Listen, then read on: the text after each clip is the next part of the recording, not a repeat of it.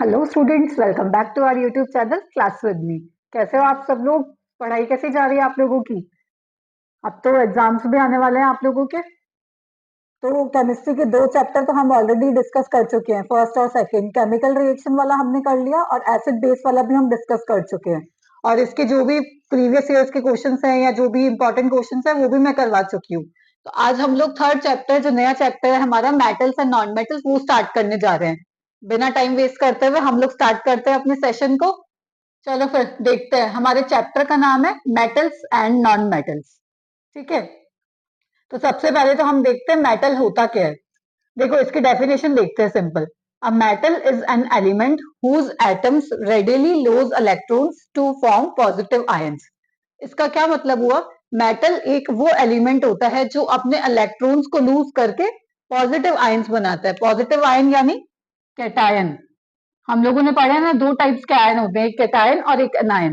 Cation होता है हमारा पॉजिटिवली चार्ज और एनायन होता है नेगेटिवली चार्ज। तो मेटल क्या हुआ? वो एलिमेंट जो इलेक्ट्रॉन को लूज करके कैटायन बनाता है, उसको हम लोग बोलते हैं मेटल। चलो इसको एक एग्जांपल से समझते हैं। सपोज करो हमने ले लिया सोडियम। सोडियम इलेक्ट्रॉन को लूज करके क्या बनाएगा? Na पॉजिटिव और इलेक्ट्रॉन। आपको केमिस्ट्री में ये ध्यान रखना है, कोई भी एटम या कोई भी एलिमेंट अगर इलेक्ट्रॉन को लूज करता है तो उसके ऊपर पॉजिटिव चार्ज आता है। तो ये क्या बन गया हमारा? सोडियम का आयन, सोडियम आयन, या फिर आप इसको कैटायन भी बोल सकते हो। ठीक है, जितने इलेक्ट्रॉन वो लूज करेगा उतना पॉजिटिवली चार्ज बढ़ता जाएगा। जैसे एक और एग्जांपल देखते हैं, ये है एल्यूमिनियम। इसने एक इलेक्ट्रॉन लूज करके क्या बना लिया? Al पॉजिटिव, और एक इलेक्ट्रॉन बाहर निकल गया। अब फिर से एक इलेक्ट्रॉन लूज करवाते हैं, Al पॉजिटिव। इसने एक और इलेक्ट्रॉन लूज करा तो क्या आ गया? 2 पॉजिटिव प्लस इलेक्ट्रॉन। जितने इलेक्ट्रॉन लूज करेगा उतना पॉजिटिव में चार्ज बढ़ेगा। एक और लूज करवाया तो Al2 पॉजिटिव से बन गया हमारा Al3 positive plus electron. Aluminium +3 state में स्टेबल होता है। तो ऐसे हम इलेक्ट्रॉन लूज करवाते जाएंगे, पॉजिटिवली में चार्ज बढ़ता जाएगा। तो ये सब क्या हो गए? मेटल्स।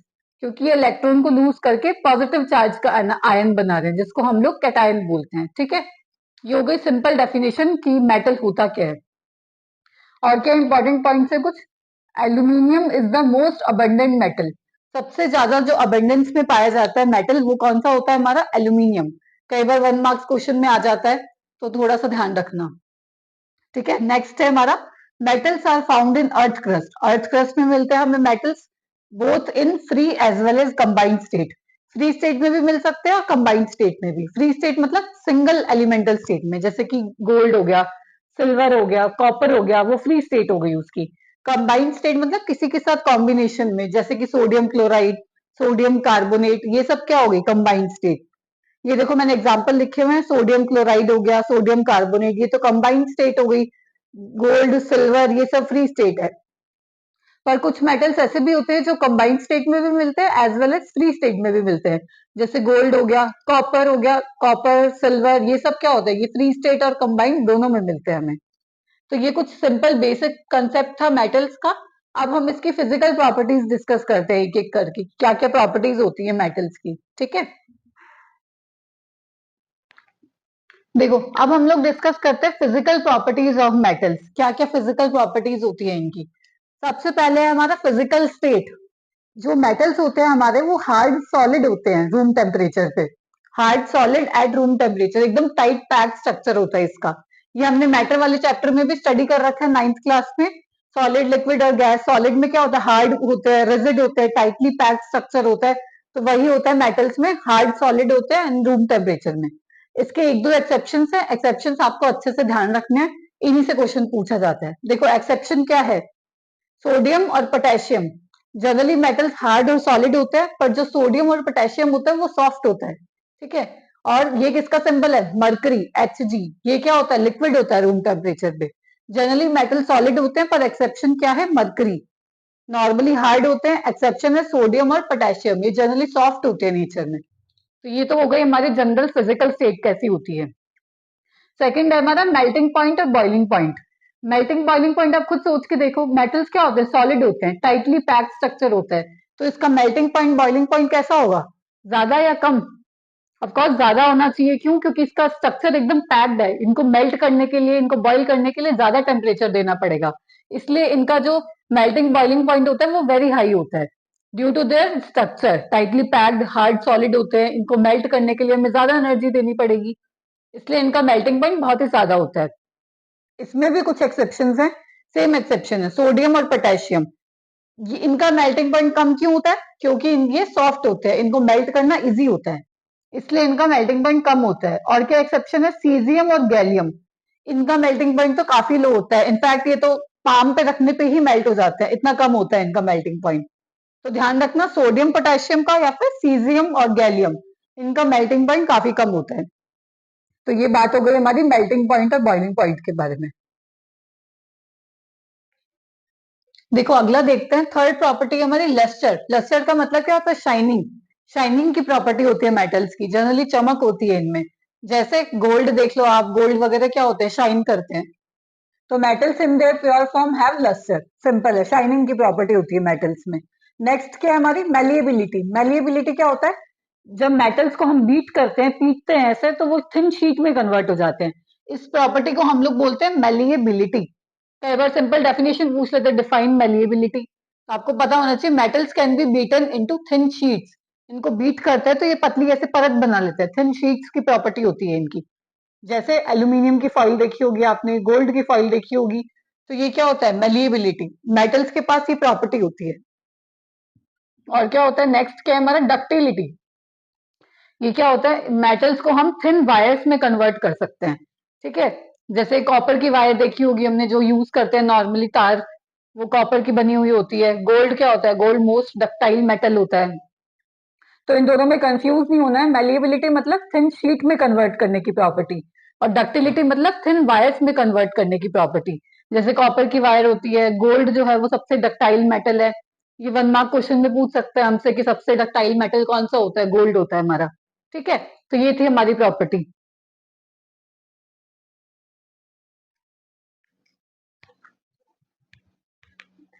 देखो नेक्स्ट प्रॉपर्टी है हमारी, सिक्स्थ प्रॉपर्टी है थर्मल कंडक्टिविटी। थर्मल कंडक्टिविटी क्या होता है? हीट का ट्रांसफर होता है एक सब्सटेंस के एंड से दूसरे सब्सटेंस के एंड तक, इसको बोलते हैं हम थर्मल कंडक्टिविटी। थर्मल का थर्म वर्ड का मतलब ही क्या होता है? हीट। थर्म मतलब हीट, कंडक्टिविटी मतलब कंडक्ट करना। मेटल्स के पास क्या प्रॉपर्टी होती है? हीट को कंडक्ट करते हैं, ट्रांसफर ऑफ हीट करते हैं। जैसे कॉपर होगा, हो गया। हम लोग देखते हैं वायर्स जो होती है वो कॉपर से मिलके बनी होती है, क्यों? क्योंकि वो अच्छा कंडक्टर होता है हीट का। The transfer of heat from one end of substance to another end is called as thermal conductivity. Example क्या होगा इसके? सिल्वर हो गया, कॉपर हो गया, ये सबसे अच्छे कंडक्टर होते हैं हीट के। इसके एक्सेप्शन भी हैं, जैसे मरकरी हो गया, लेड हो गया, ये पुअर कंडक्टर होते हैं, ये कंडक्टिविटी नहीं करते। लेड का सिंबल क्या होता है? पीबी। Mercury Hg। तो आपको एक्सेप्शन अच्छे से ध्यान रखने हैं, कई बार पूछ लेते हैं कि पुअर कंडक्टर कौन सा होता है।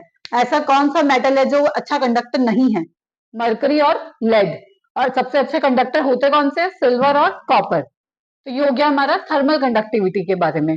नेक्स्ट है इलेक्ट्रिकल कंडक्टिविटी। नाम से पता चल रहा है, इलेक्ट्रिकल मतलब electricity, transfer of electricity, electricity का ट्रांसफर करते हैं। जैसे कॉपर हो गया, आयरन हो गया, सिल्वर हो गया, ये सब क्या शो करते हैं? इलेक्ट्रिकल कंडक्टिविटी भी शो करते हैं। इलेक्ट्रिसिटी का ट्रांसफर हो रहा है। जैसे टीवी, टीवी का हम इलेक्ट्रिसिटी का ट्रांसफर होता है, सॉकेट का बटन ऑन करते हैं, इलेक्ट्रिसिटी ट्रांसफर होती है, टीवी चालू हो जाती है। तो ये सब क्या हो गया? Electrical conductivity. ये बेसिकली होता क्यों है? इसका रीजन क्या है? Due to the presence of free electrons. हमने डेफिनेशन में क्या देखा था मेटल्स की? वो इलेक्ट्रॉन को लूज करते हैं और कैटायन बनाते हैं, तो वो जो सारे फ्री इलेक्ट्रॉन्स है ना, वो रीजन होता है कि ये इलेक्ट्रिकल कंडक्टिविटी भी शो करते हैं, ठीक है। तो ये था इलेक्ट्रिकल कंडक्टिविटी के बारे में।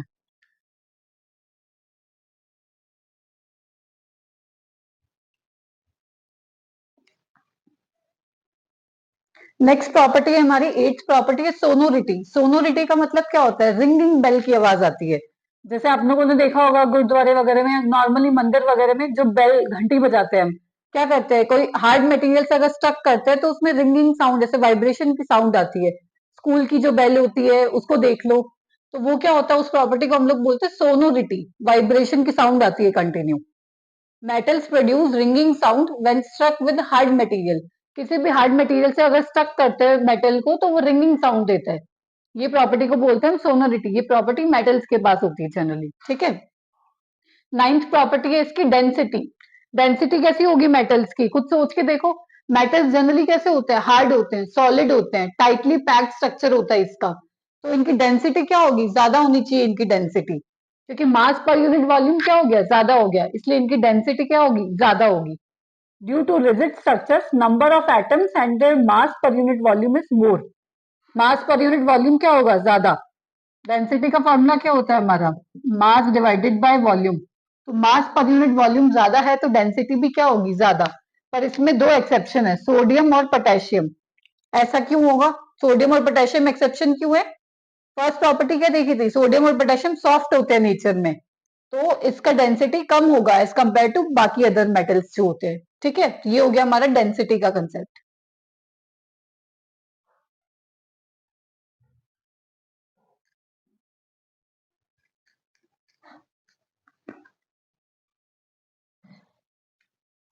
देखो 11th प्रॉपर्टी है हमारी अलॉय फॉर्मेशन।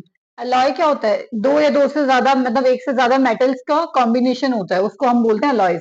कई कबार नॉन मेटल का मिक्सचर भी हो सकता है। तो क्या होता है, alloys are the homogeneous mixture of two और मोर मेटल्स, दो या दो से ज्यादा मेटल्स का मिक्सचर होता है। जैसे ब्रास हो गया, ब्रॉन्ज हो गया, ये सब क्या होते हैं, अलॉयज। ब्रास किससे मिलके बना है, कॉपर और जिंक के कॉम्बिनेशन से बना है, तो इसको हम बोलते हैं अलॉयज। ठीक है, ये भी एक तरह से फिजिकल प्रॉपर्टी में काउंट होगा मेटल्स की। बस 12th और एक लास्ट प्रॉपर्टी है कलर। कलर कैसा रहता है मेटल्स का, जनरली ये सिल्वर, ग्रे, गोल्डन येलो, इस तरह के कलर्स में होते हैं metals. Metals are silver, grey और गोल्डन येलो इन कलर। जैसे सिल्वर, एल्यूमिनियम, ये सब इसी कलर्स के होते हैं। इसमें एक एक्सेप्शन है, copper. Copper generally generally reddish brown colour का होता है। ठीक है, तो ये थी सारी हमारी फिजिकल प्रॉपर्टीज। ये कंप्लीट हो चुकी है हमारी फिजिकल प्रॉपर्टीज। डेंसिटी का पढ़ लिया हम लोगों ने, अलॉय फॉर्मेशन देख लिया, कलर देख लिया, मेलिएबिलिटी हो गया, डक्टिलिटी, सोनोरिटी, सॉलिड होते हैं, मेल्टिंग पॉइंट कैसा होता है, ये सारी हमें ध्यान रखनी है थोड़ी थोड़ी चीजें। और जो भी एक्सेप्शन है वो इंपॉर्टेंट है, उसको अच्छे से ध्यान रखना। ठीक है,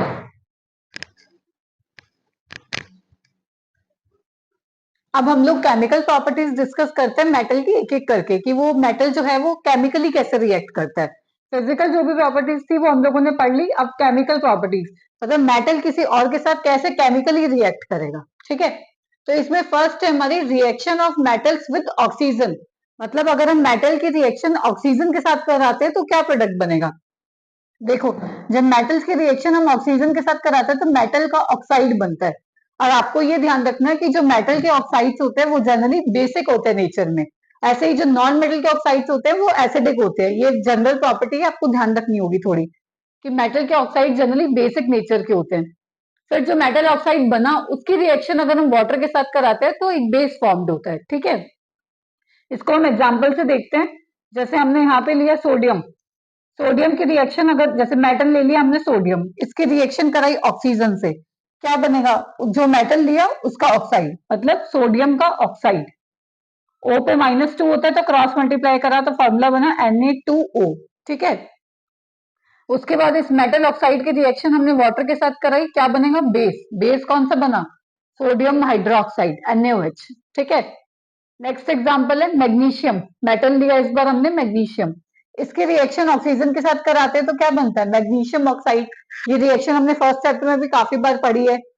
ठीक है, फिर क्या करा, मैग्नीशियम ऑक्साइड की रिएक्शन वाटर के साथ कराते हैं तो क्या बनता है, मैग्नीशियम हाइड्रोक्साइड। और इसको जनरली किस नाम से जाना जाता है, मिल्क ऑफ मैग्नीशिया। ये ध्यान रखना, मिल्क ऑफ मैग्नीशिया के नाम से जाना जाता है। और केमिकल नेम तो हमें पता ही है, मैग्नीशियम हाइड्रोक्साइड। नेक्स्ट है कॉपर। कॉपर मेटल लिया, ऑक्सीजन से रिएक्ट करा है, कॉपर ऑक्साइड। ठीक है, कॉपर ऑक्साइड बन गया ये। कॉपर ऑक्साइड की रिएक्शन जब वाटर के साथ कराते हैं तो कॉपर हाइड्रोक्साइड। तो ये जनरल प्रॉपर्टी थी, आपको ये जो जनरल रिएक्शन है ये दोनों ध्यान रखनी है। ठीक है, इसके बाद तो जो भी कोई भी मेटल देंगे उसका इस तरह से प्रोडक्ट बनाना है आपको।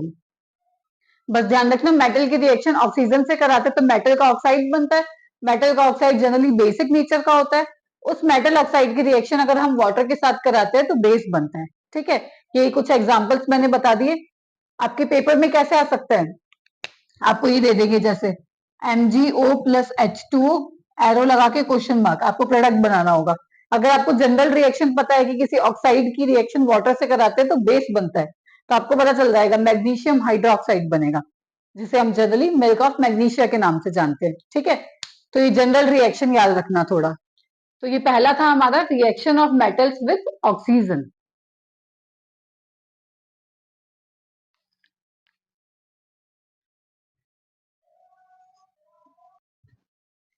स्टूडेंट्स, एक होते हैं हमारे एम्फोटेरिक ऑक्साइड्स। एम्फोटेरिक वर्ड का मतलब क्या होता है? जो एसिड और बेस दोनों के साथ रिएक्ट करते हैं, उनको हम लोग बोलते हैं amphoteric oxides. Those oxides that can react with acid as well as base, दोनों के साथ रिएक्ट करते हैं। इसमें मेनली आते हैं जैसे एल्यूमिनियम का ऑक्साइड हो गया, जिंक का ऑक्साइड हो गया, लेड का ऑक्साइड, टिन का ऑक्साइड, ये सारे एम्फोटेरिक नेचर के होते हैं। और ये रिएक्शंस भी काफी इंपॉर्टेंट है, इसका ध्यान रखना। ये वाली तो बहुत बार पूछी गई है, सीबीएसई में रिपीट भी हुई है बोर्ड एग्जाम में, तो इसका आपको ध्यान रखना है। देखो, जैसे एल्यूमिनियम का ऑक्साइड ले लिया हमने Al2O3, इसकी रिएक्शन हमने कराई पहले एसिड के साथ, हाइड्रोक्लोरिक एसिड, तो प्रोडक्ट क्या बनेगा? AlCl3। कैसे बना? Al पे +3 चार्ज होता है, Cl पे -1, क्रॉस मल्टीप्लाई करा AlCl3। ये हम लोगों को पता है कि चार्जेस कंसीडर नहीं किए जाते फॉर्मूला बनाते टाइम। तो क्या बन गया? AlCl3, साथ में वाटर रिलीज हो गया। ये तो थी एसिड के साथ में। अगर बेस के साथ कराते हैं तो Al2O3 की रिएक्शन, बेस क्या लिया हमने? NaOH, तो प्रोडक्ट क्या बनेगा? NaAlO2। इसका नाम होता है सोडियम एल्यूमिनेट, साथ में वाटर रिलीज होगा। ये थोड़ा डिफरेंट प्रोडक्ट है और यही क्वेश्चन पूछे जाते हैं पेपर में। कैसे आएगा? Al2O3 प्लस NaOH, एरो लगा के क्वेश्चन मार्क दे देंगे। प्रोडक्ट आप लोगों से पूछेंगे, तो आपको ध्यान रखना है एल्यूमिनियम के केस में बनता है सोडियम एल्यूमिनेट। सेम इसी तरह से आप जिंक ऑक्साइड का भी करा सकते हो, एक बार HCl के साथ, एक बार NaOH के साथ। HCl के साथ कराओगे तो क्या बनेगा? ZnCl2 प्लस H2O, जिंक का क्लोराइड बन जाएगा। बेस के साथ सेम अगर NaOH के साथ कराते हो तो क्या बनेगा? जैसे इस केस में सोडियम एल्यूमिनेट था, उसमें सोडियम जिंकेट बनेगा, Na2ZnO2। क्या बनेगा? Na2ZnO2 प्लस H2O, उसका नाम हो गया सोडियम जिंकेट। दोनों के साथ रिएक्शन लिख के देख लेना आप लोग, नहीं आए तो पूछ लेना मुझसे। ठीक है, सोडियम एल्यूमिनेट और सोडियम जिंकेट। ठीक है, ये थे हमारे एम्फोटेरिक ऑक्साइड्स जो दोनों के साथ में रिएक्ट करते हैं। सेकेंड केमिकल प्रॉपर्टी है हमारी reaction of metal with water. पहली हमने देखी मेटल की रिएक्शन ऑक्सीजन के साथ में, अब हमें देखनी है वाटर के साथ में। देखो, जनरल रिएक्शन क्या है इसकी?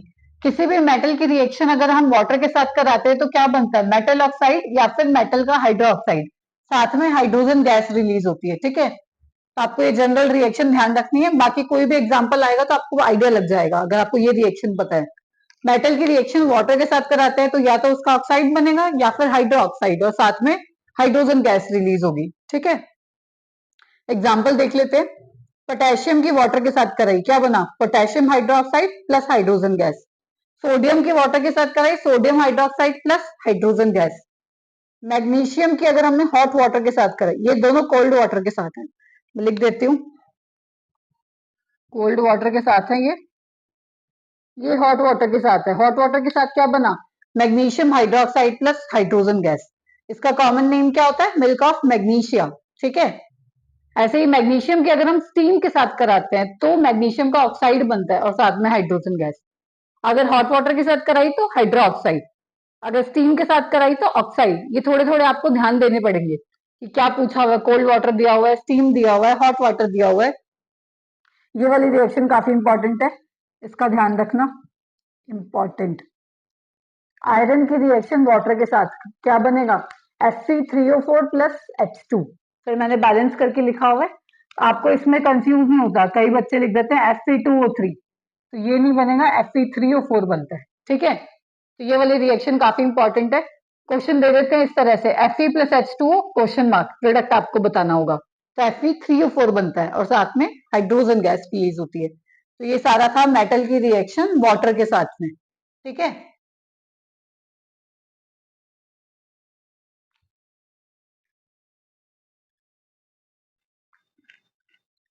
अब है हमारी रिएक्टिविटी सीरीज ऑफ मेटल्स। ये हम पहले भी पढ़ चुके हैं, कहाँ पे?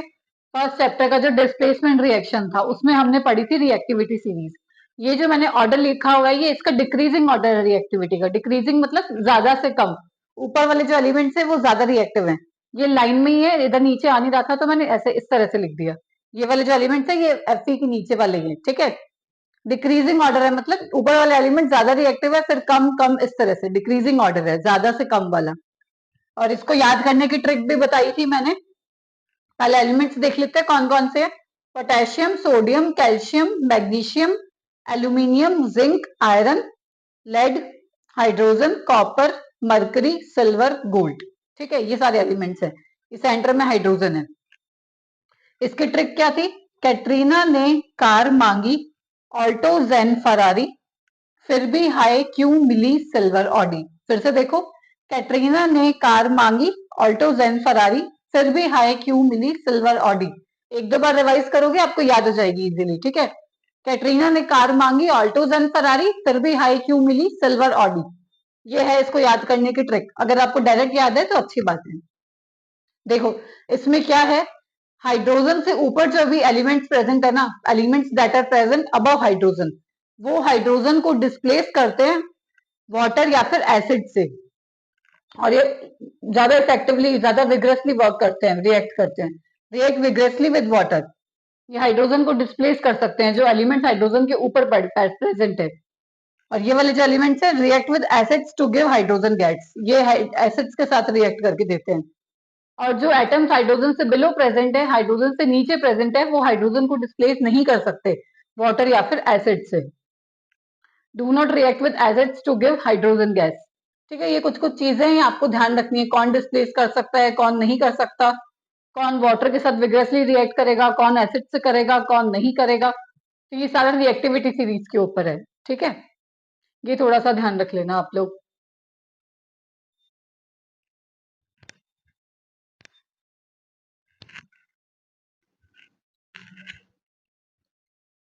देखो, थर्ड केमिकल प्रॉपर्टी है हमारी reaction of metals with dilute acid, कि मेटल जो होता है वो डाइल्यूट एसिड के साथ कैसे रिएक्ट करता है। कोई भी हम मेटल लेते हैं, उसकी रिएक्शन किसी एसिड के साथ कराते हैं तो क्या बनता है, उसका मेटल का सॉल्ट बन जाएगा और साथ में हाइड्रोजन गैस रिलीज होगी।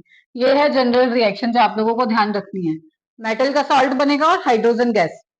रिएक्शंस देखते हैं। एल्यूमिनियम है, इसकी कराई HCl के साथ, क्या बना, एल्यूमिनियम क्लोराइड, सॉल्ट बन गया और hydrogen gas. Al plus H3PO4 weak acid होता है ये एक, क्या बना, एल्यूमिनियम का फॉस्फेट, एल्यूमिनियम फॉस्फेट और हाइड्रोजन गैस।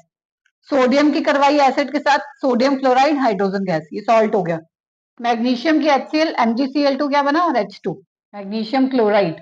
जिंक की HCl के साथ कराई, जिंक क्लोराइड प्लस H2। ठीक है, सिंपल है, आपको पता होना चाहिए सॉल्ट और हाइड्रोजन गैस रिलीज होगी। हाइड्रोजन गैस तो फिक्स है, सॉल्ट आप लोगों को रिएक्शन देख के पहचानना होगा कौन सा बनेगा। अब देखो एक रिएक्शन और है कॉपर की HCl के साथ, इसमें क्या होगा, नो रिएक्शन। इसका रीजन बता सकते हो ऐसा क्यों होगा? बाकी सारे मेटल्स भी तो रिएक्ट कर रहे हैं HCl के साथ, कॉपर क्यों नहीं कर रहा? कॉपर की रिएक्शन जब हम HCl से कराते हैं तो कोई रिएक्शन नहीं होगी, कोई प्रोडक्ट नहीं बनेगा। ऐसा इसलिए कि कॉपर जो है वो लेस रिएक्टिव होता है एज कंपेयर टू हाइड्रोजन। ये हमें कैसे पता चला, रिएक्टिविटी सीरीज को देख के। तो इसमें क्या आएगा, copper is less reactive than hydrogen. ठीक है, इसलिए ये रिएक्ट नहीं करेगा, कोई प्रोडक्ट नहीं बनेगा हमारा। ये था रिएक्शन मेटल की किसी डाइल्यूट एसिड के साथ में।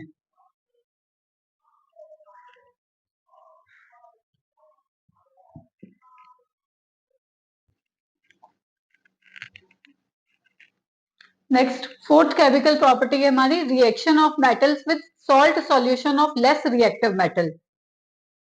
सिंपल बताऊं तो ये कौन सी रिएक्शन है, डिस्प्लेसमेंट रिएक्शन, जो फर्स्ट चैप्टर में पढ़ी थी हमने। M1 मोर रिएक्टिव मेटल है ये, दो मेटल्स लिए इसमें M1 M2, एक ज्यादा रिएक्टिव एक कम रिएक्टिव। तो हमने क्या पढ़ा था, ज्यादा रिएक्टिव वाला कम रिएक्टिव को डिस्प्लेस कर देगा। ये हमने मोर रिएक्टिव मेटल ले लिया। और ये क्या लिया, salt solution of less reactive metal, जो कम रिएक्टिव है उसका सॉल्ट ले लिया। प्रोडक्ट क्या बनेगा, M2 and salt solution of M1। अगर इससे आपको समझ में नहीं आ रहा तो ये क्या है, एक सिंपल डिस्प्लेसमेंट रिएक्शन है। इसको रिप्रेजेंट कैसे कर सकते हैं, ये ए लिया, ये कोई दूसरा रिएक्टेंट लिया BC, तो प्रोडक्ट क्या बना, बी अलग हो गया, AC हमारा प्रोडक्ट बन गया। ये हमने डिस्प्लेसमेंट रिएक्शन में भी पढ़ा था। जो ज्यादा रिएक्टिव मेटल है वो कम रिएक्टिव को डिस्प्लेस कर देगा। इस केस में A ज्यादा रिएक्टिव है और B कम रिएक्टिव है, इसलिए B अलग हो गया और A और C साथ में हो गए। एग्जाम्पल देखो, जैसे Fe प्लस CuSO4, हमें पता है कि Fe जो होता है वो ज्यादा रिएक्टिव होता है एज कंपेयर टू Cu। तो प्रोडक्ट क्या बनेगा, FeSO4 प्लस Cu। आपको इन दोनों के कलर ध्यान रखने हैं, CuSO4 ब्लू कलर का होता है, FeSO4 ग्रीन कलर का। अगर सपोज करो आपको इस तरह से दिया हुआ होता तब क्या बनता, Cu प्लस FeSO4, तब कोई प्रोडक्ट नहीं बनता। क्यों? क्योंकि Cu लेस रिएक्टिव है। लेस रिएक्टिव मेटल ज्यादा रिएक्टिव को डिस्प्लेस नहीं कर सकता। ठीक है, तो हमेशा याद रखना, more reactive metal displaces less reactive metal. अगला जैसे मैग्नीशियम और कॉपर सल्फेट। मैग्नीशियम ज्यादा रिएक्टिव है एज कंपेयर टू Cu, तो ये MgSO4 के साथ आ जाएगा और ये Cu अलग हो जाएगा। सिंपल डिस्प्लेसमेंट रिएक्शन है जो हमने फर्स्ट चैप्टर में पढ़ी थी टाइप्स ऑफ रिएक्शंस में। ठीक है, तो ये हो गई हमारी डिस्प्लेसमेंट रिएक्शन।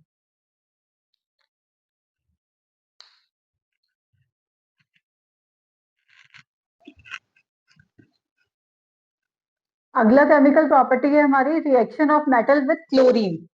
क्लोरीन के साथ मेटल कैसे रिएक्ट करता है, उसका क्लोराइड बना लेगा सिंपल। ये जो लिखा हुआ ये आप रहने दो, इतना आपको नहीं समझ में आ रहा तो सिंपल है। किसी भी मेटल ले लिया जैसे सोडियम, इसके क्लोरीन से रिएक्शन कराई तो क्या बना, सोडियम क्लोराइड, सिंपल। कैल्शियम की क्लोरीन के साथ कराई, कैल्शियम क्लोराइड। मैग्नीशियम के क्लोरीन के साथ कराई, मैग्नीशियम क्लोराइड। ठीक है, आयंस का चेंज हुआ खाली। कैसे बना, मैग्नीशियम पे 2 पॉजिटिव आता है, Cl पे नेगेटिव आता है, क्या बना, Mg2 पॉजिटिव। ये कैसे होगा वैसे, प्लस 2Cl नेगेटिव, तो ये मिलके क्या बनाएंगे, MgCl2। ठीक है, तो ये था मेटल की रिएक्शन हमारी क्लोरीन के साथ में।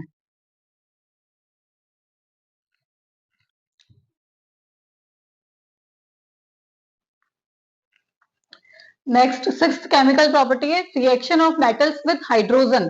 कि जो हमारे मेटल्स होते हैं वो हाइड्रोजन के साथ रिएक्ट करके क्या बनाते हैं, उन मेटल्स का हाइड्राइड बना लेते हैं। सिंपल एग्जांपल देखते हैं, सोडियम लिया, इसकी रिएक्शन हमने हाइड्रोजन के साथ कराई, क्या बन गया, सोडियम हाइड्राइड। उस मेटल का हाइड्राइड बन जाएगा, सोडियम हाइड्राइड। नेक्स्ट लिया जैसे कैल्शियम, इसकी हाइड्रोजन के साथ रिएक्शन कराई, क्या बना, कैल्शियम हाइड्राइड, कैल्शियम हाइड्राइड। ये आप लोगों को फॉर्मूले तो बनाने आता है ना, कैसे बना NaH, ये सोडियम ये हाइड्रोजन, इस पे +1 इसका -1, क्रॉस मल्टीप्लाई करा NaH। ठीक है, और इसका CaH2 क्यों बना, क्योंकि इसका होता है चार्ज +2, इसका -1, क्रॉस मल्टीप्लाई करा CaH2। ठीक है, इस तरह से बनते हैं हमारे फॉर्मूलाज। तो किसी भी रिएक्शन मेटल की वाटर हाइड्रोजन के साथ कराते हैं तो उस मेटल का हाइड्राइड बन जाता है। ये ऑलमोस्ट हमारी सारी केमिकल प्रॉपर्टीज हम लोगों ने डिस्कस कर ली हैं कि मेटल हाइड्रोजन के साथ कैसे रिएक्ट करता है, ऑक्सीजन के साथ कैसे करता है, वाटर के साथ कैसे करता है, एसिड के साथ किस तरह से रिएक्ट करता है। तो ये सारी जो 6 केमिकल प्रॉपर्टीज है हमारी मेटल्स की। ठीक है, फिजिकल और केमिकल दोनों इंपॉर्टेंट प्रॉपर्टीज हम लोग डिस्कस कर चुके हैं।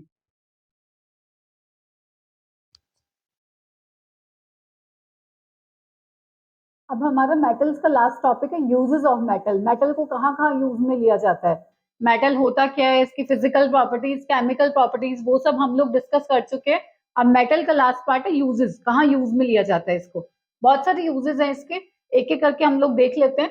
Metals in bio processes, bio processes में कैसे यूज किया जाता है। जैसे जो हमारा हीमोग्लोबिन होता है उसमें मेन एलिमेंट कौन सा होता है हमारा, आयरन।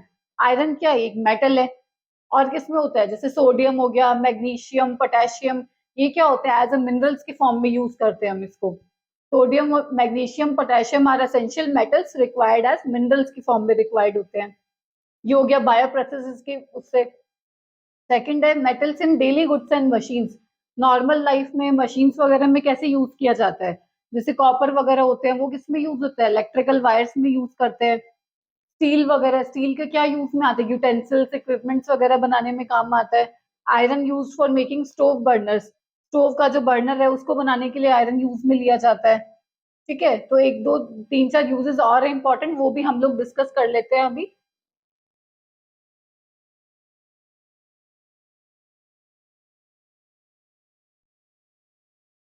देखो थर्ड यूज है इसका, मेटल इन असेसरीज। असेसरीज में कैसे यूज किया जाता है, जैसे गोल्ड हो गया, प्लेटिनम हो गया, ये सब किस में यूज आते हैं, ज्वेलरी वगैरह बनाने के लिए। सिल्वर हो गया, gold silver platinum use in jewellery, jewellery वगैरह बनाने के लिए काम में आते हैं।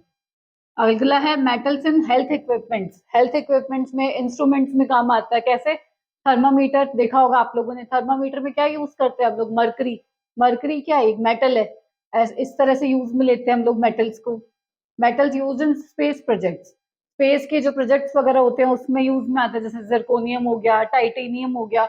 ये सब जो मेटल्स हैं वो स्पेस प्रोजेक्ट्स में काम में आते हैं। और क्या है? Nuclear fuel.